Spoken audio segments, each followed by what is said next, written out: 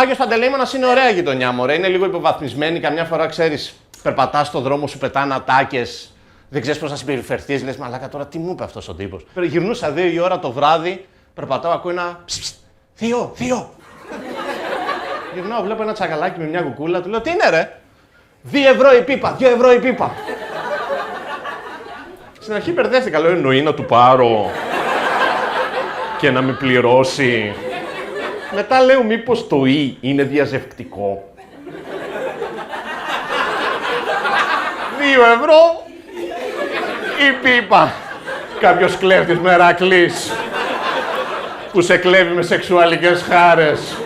Σου πετάει μαχαίρι στο λαιμό, 2 ευρώ η κόλο.